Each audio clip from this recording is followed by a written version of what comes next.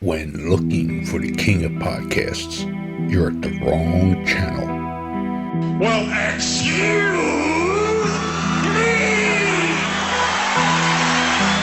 Looking for good ideas for life? You're far from good hands. Hey, bud, what's your problem? If you think the listener is always right, you're far from the right place. Out of order! Even in the future, nothing works! Hosted by a Northeasterner by birth, but a rebel by choice. Are you threatening me? If you want a host that floats between love and madness, and we know the night is always gonna be here anyway. Thinking of you's working up my appetite. Looking forward to a little afternoon delight. then play on and listen to Crazy Train Radio. All right, guys, listen to this blues riff and B. Watch me for the changes and try and keep up, okay?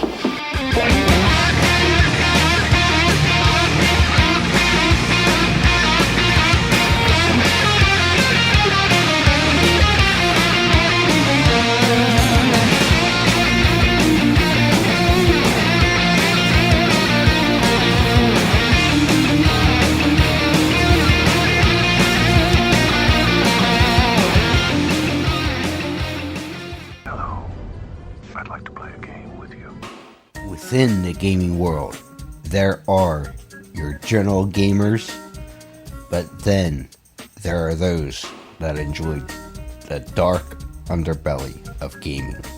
If you're one of those that enjoy the dark underbelly of gaming, we certainly got the place to send you.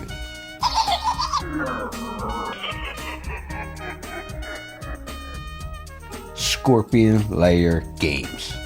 That's right, Scorpion Lair Games is the creators of the true crime hit Killers, the card game. Let's not forget they also have Killers Clothing Company, their profiler game, and things like the 5-Minute Murder channel on YouTube. And we certainly can't forget the new book that is certainly a hit, Beyond the Headliners, True Crimes, Myths, and Legends. Make sure you visit Jeff and the Scorpion Lair Games on Facebook and everywhere today.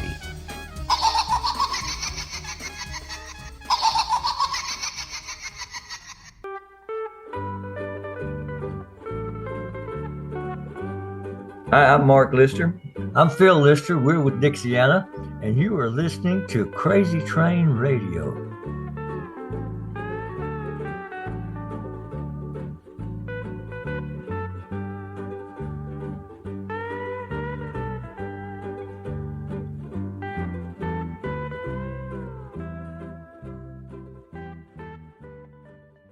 Hey folks, it's your least favorite host in the podcast world, Croc, Jonathan Steele. And boy, do we have a good one for you today.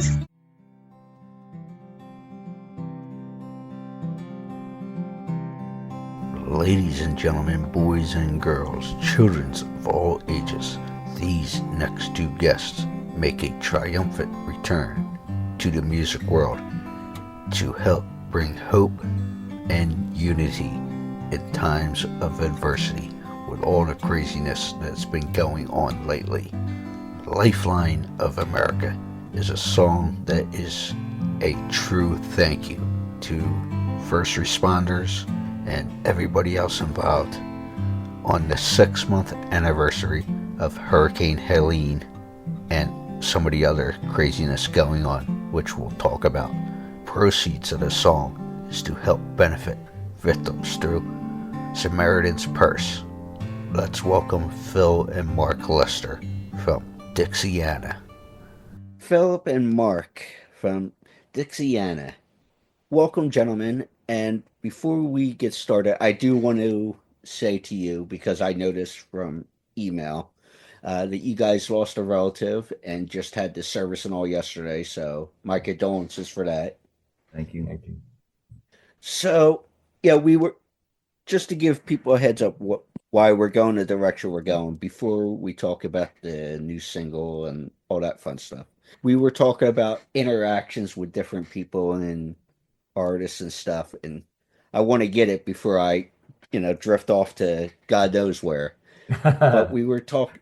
I mentioned a couple artists, and one of them mentioned that they had an interesting story about Alan Jackson. So, well, before I start, because obviously people won't see the video, who is who? Who's Philip? Who's Mark? Well, the pretty one here is Mark. Okay. Hey, that means I'm the brains of the outfit. you got to keep the hat on to keep the brains in. That's all. Oh yeah, there you go. All right. So Mark was saying he had his story about Alan Jackson, and so we got to tell that story before we go into the other stuff. We'll tell it. We'll tell it together. Alan Jackson and our producer, we had the same producer in Nashville, Keith Stegall, had produced us, and we were in the studio recording, and this tall, lanky guy came in with a cowboy hat, and he came in the back of the studio, and we didn't know who he was. And Phil, you wanted? Yeah, he walked in and was just being very quiet, as most people are in the studio, and he kind of there was a little stool back in the corner, and he just got back in the corner and sit down. And at an opportune time when it was available, we weren't recording. Then Keith introduced us, said, "This is Alan Jackson. He's the new artist that I'm working with." And that was the first time that we met Alan Jackson. And that was before he had Chasing That Neon Rainbow or any of those things. It was in the early stages. Yes. And interestingly enough, I guess I don't think we ever played a gig with him, did we? After not that I know. We played with a lot of people, but he was extremely shy, though. He was, but a very nice man.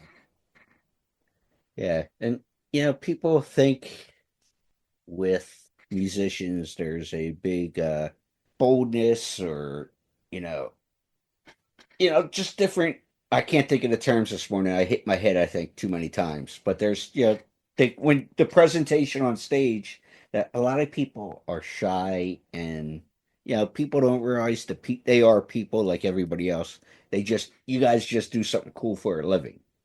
Yeah, and it is different when you get on stage. You put on a persona, that now there's some people like Charlie Daniels. One of the greatest things I heard about Charlie Daniels, we did some shows with him, and he went to our church in Tennessee. And at his funeral, one of the things they asked his road manager, they said, tell us some behind the scenes stories about Charlie Daniels. What was he like off stage? He said, what you saw off stage, you saw on stage. He never changed. He was the same man, no matter who he was with or what he was doing. And what a tribute to him. But a lot of artists are, they're quiet and shy, but they get on stage and they're a totally different person. It's a new, different persona. When that red light goes on, it's time to go. I think a lot of music artists become good actors. I mean, Tim McGraw and Dwight Yoakam, they're good actors, and mm-hmm. I think there's correlation between the two. Yeah, and I know I'm going to get a phone call on this, but it's fine. It's nothing bad. But I'd say Phil Vassar's the same way. He's become a buddy over the years, and singer songwriter, and glad everything's going well in his world now. People know that story, but he's the same way. But what you see is, like you said with Charlie Daniels, what you see is what you get. Yeah, just a fun-loving guy, and he's one of those people you enjoy being around. So and there's lots of people like that. I mean, Dolly Parton's that way. I mean, off stage, she's the same as she is on stage, and Aaron Tippin, who we went to high school with, and really, he's what you see is what you get on and off stage, and so there's a lot of people that are that way, but there's also a lot of people that are shy. And some are just jerks. I mean, I'll be honest about it. There's a couple of names I've heard on that list. Yeah, we've learned over the years that if a person is a generally nice person, when they get some become a celebrity, then they stay the same, and if anything, they become even nicer. And but if somebody is basically like Mark said, just a jerk, when they get their deal, their celebrity, and they're out there, they become much, much worse. And it's sad that it's that way, but the personality comes out. Yeah, and it's they're non-music. There's one, and I won't drop his name here, who was a former athlete, now broadcaster. Puts on such a front with it when he's on when the red light goes on. Like he's a happy-go-lucky, nice guy. You know, oh shucks, you know, like you would think he's a Southern boy, and you know, like, just like oh, you know, gee whiz, all that stuff. I'm like, that red light goes off, and I'll bleep it. I don't care. I'll say it. Guy's a off. I'll bleep it. I don't care. I'll put the bleep in there. But it's like bipolar or whatever. It's like, oh, you know, like we know some that way. Yes, we certainly do. Yeah, it's just one of those, like, I get when the light's on, but you know, you got to keep a professional hat on. But it's like, but there's just such a difference with this one I'm thinking of, and I'm sure there's others like that. But you know, that's not why we're here, guys. Yeah. You know, this morning, before we, like I said, we'll go off on a tangent. But you guys came out of retirement, and you have this new project, Lifeline of America. So, obviously, I should say this. I had a chance to listen this morning. It's an anthem of hope, has unity and gratitude for those who are dedicated to, that are going through adversity. And, you know, I guess maybe 6 months to a year, it's been just chaotic. And I'm not talking the political stuff. We're not going there. But it's, you know, we had Hurricane Helene that came up from Florida through the Carolinas and all, which I know some folks in the Carolinas are still affected, sadly. You know, we had the Mississippi tornadoes. You had the California wildfires. Of course, I was out there at that time period. Hey, let me go out there to California while there's wildfires going on, but that's a whole other case. Well, but, I mean, we just Mark's here. He's here with me in South Carolina now, but they're in Tennessee. They've just had tornadoes come through yesterday. Yeah, and there was loss of life there just yesterday. I think it was yesterday. Maybe it was the day before, but yeah. It was something. I was seeing something on Good Morning America this morning that, you know, somebody's there and showing some of the video and stuff. It's like mind-boggling. But Lifeline of America, the song you guys got out, what can you tell me about it and all that fun stuff? Well, back in 1986, we had a severe drought here in the Carolinas, and a bunch of farmers from out in the Midwest sent truckloads of hay into our farmers here, and it was a very generous gesture. And the local radio station here wanted to say thank you to them, so they asked us to write a song, which we did, called "Spirit of the Land," and it had like 1,500 people out in the field spelling out the word "thank you," and it was our way of thanking the farmers for doing that. Well, as I was coming down from Tennessee to South Carolina, a friend of mine called me, and this was not too long after the Helene had come through, and he had been out of power, and but they were out working on his trying to get his power back. And he said, man, they've been out there at midnight. They're still out there working. He said, man, we need another Spirit of the Land. We need another one of those songs thanking these guys for all what they're doing. So it got me to thinking about it. I said, well, we'll consider that, because I knew there was so much devastation, and I knew that there were so many volunteers and people that had come in to help. Even though I live in Tennessee, I had a lot of friends, Phil's here, and a lot of friends here, and there was just a lot of devastation. So I called Phil about it and said, you know, what do you think? And he said, well, I think that's a great idea. He said, but instead of just doing the linemen, let's do it for all responders, you know, because they're all doing sacrificing. And so that's kind of how we come up with the idea to write the song. It was kind of spurred by a friend of ours who remembered something we had done before. But it was written in a different way than we'd ever written a song before. Mark and I have wrote songs, for years, but this one was written completely different. How so? Well, Mark, there's 6 hours between Nashville, Tennessee, and here in Taylor, South Carolina, and Mark makes that trip at least once a month or whatever. But he was on his way back from here in South Carolina back to Nashville, and you may have heard that Interstate 40 between Knoxville and Nashville was closed down because of the flooding and all the storm damage. So for Mark to be able to get back to Nashville, he had to take alternative routes, which was basically little 2-lane roads that kind of meandered through the mountains, through the Smoky Mountains, to be able to get back home. Well, in the course of doing that, he saw even more damage, didn't he? I mean, I saw it firsthand. Yeah, he saw it as he was driving down the road. He's seen the flooding and the devastation, and he had mentioned the idea about writing this song, and so he called me and he said, "Hey, I've got an idea here. I've got some thoughts here," and he said, "What do you think about it?" Well, he had 2 or 3 lines. I said, "Well, I love it," and I said, "Well, let me just write this down." Yeah, I said, "I'm driving. I can't write it down." So I got him to write it down. So in a nutshell, between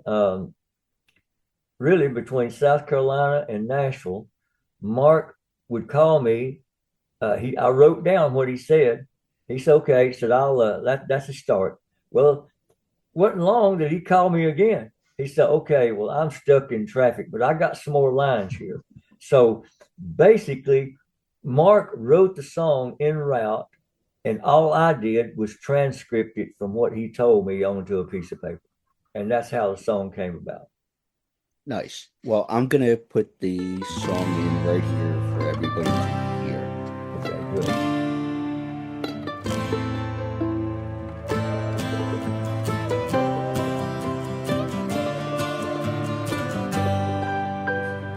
Held our breath as we watched the storm slam against the shore, bringing death and destruction like we'd never seen before.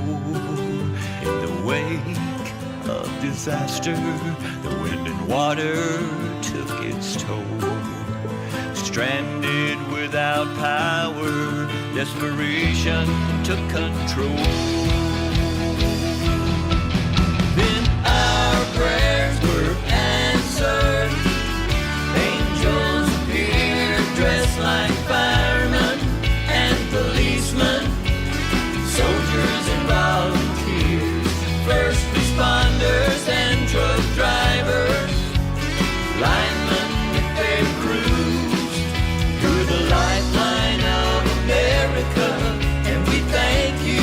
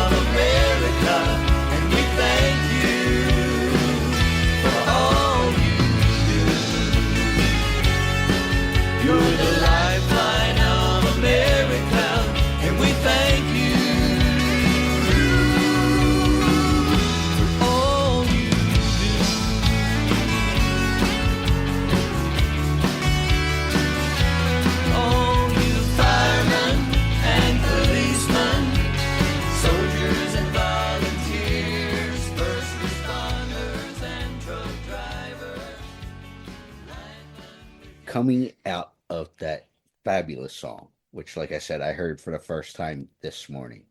And make sure you support it and all kinds of things, however you support music nowadays.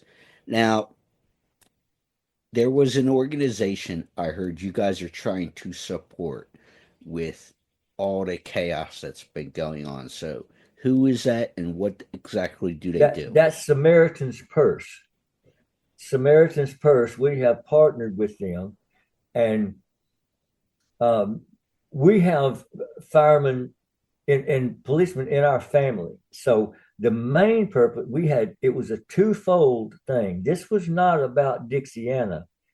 This was about thanking these first responders and then having a way to where people could actually donate to the victims of all these tragedies. Yeah, and I'd like to say something about that, Jonathan. What Phil was talking about how I had to reroute to go back to between South Carolina and Tennessee. Well, about 2 months ago, I had went through a little town called Hot Springs, Tennessee, and I've been through there many times before the flood, before the hurricane.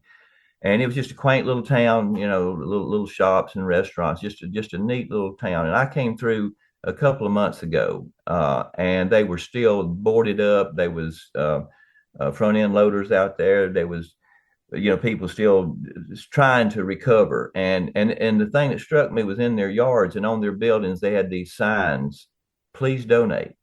And I'm thinking, well, the world has kind of moved on, but these people are still struggling and still needing help.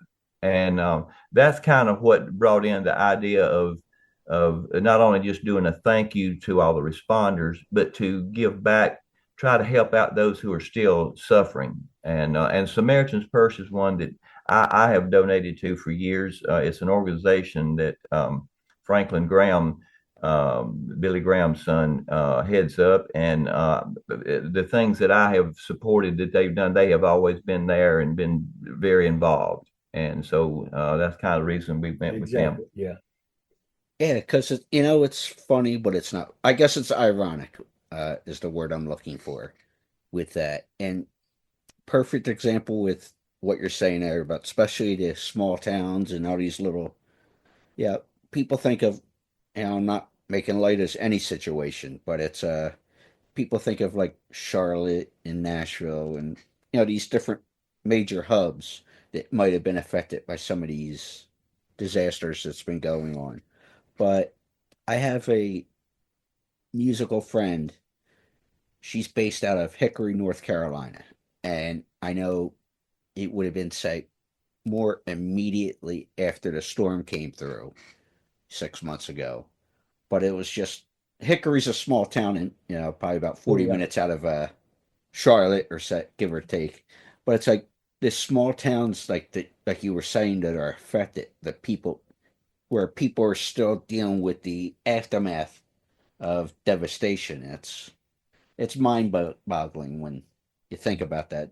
Just in the world that we live in, you would think we'd be on top of that, especially helping folks like that in these small towns. Yeah. Well, and there again, I mean, we could have just made donations to Samaritan Purse and have just let it go at that. We could have done it as a group, as Dixiana, the group making a donation.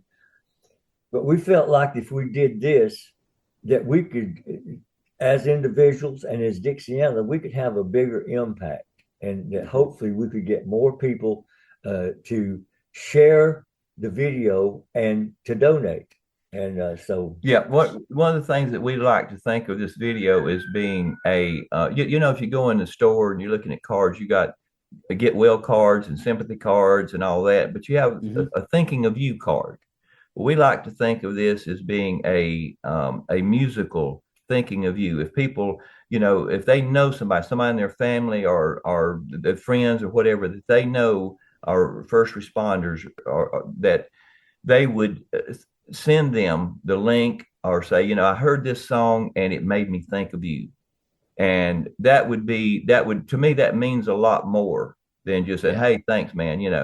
I've been thinking of you. This song made me think of you. And that's what we would like to do. And then people will go to our website and and click on where they can the donate button. to donate. Yeah. Well, I'll be certainly putting links to all that stuff, the website and social media and stuff. But, we were kind of laughing and joking as we came on here. I want to wrap up more on a positive note of things. And you guys mentioned about playing at the Spectrum. And these gentlemen said, oh, he's too young to remember the Spectrum, all that fun stuff. But I didn't see like the heyday of like, say, the Broad Street Bullies and Dr. J and all play when the Spectrum was at its height. But I saw the Flyers minor league hockey team there, and I saw, monster trucks there. And, I've been to the Spectrum. I actually have a seat out in the garage. Yeah, which is nice. I'm a hoarder that way. But what, besides Philadelphia, has there been spots you guys played on the first go around that you really enjoyed playing at? Well, I mean, the highlight, of course, is playing the Grand Ole Opry. The shows we did on the Grand Ole Opry, they just were very Country's Church. Yes. The first time we were on there, I think Vince Gill introduced us, and it was his first time hosting the Opry. And then we played another time. Bill Monroe was the host, and we did one of his songs. We did Mule Skinner Blues, and he jumped in there with us with his mandolin and played along with us, which was an incredible thing. But we were just country people, just guys down here that had a band, and to be able to play in Philadelphia at the Spectrum, which I was very familiar with because I was a big fan of Dr. J and Charles Barkley back in those days. Round bound to be around. Yeah. But John, I can't tell you how much we appreciate this interview, because we don't have a way of getting this video or this song out there without people like you. So I know in this day and age of social media and all that, Mark and I don't know anything about that. We had the hardest time making sure we could set up this Zoom thing here, but at any rate, what's going to make this thing work is people just like you that are getting the video out there, and people are sharing it.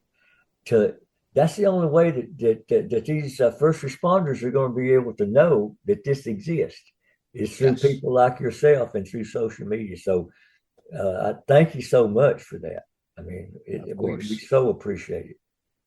Well, if anybody can do any kind of support, even just sharing the links would be much appreciated. Oh, absolutely. If you can donate, please donate.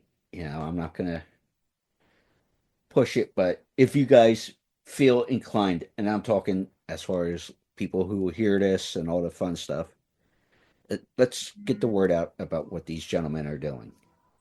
But gentlemen, thank you so much. Thank you, John. Thank you, We John. appreciate you, man.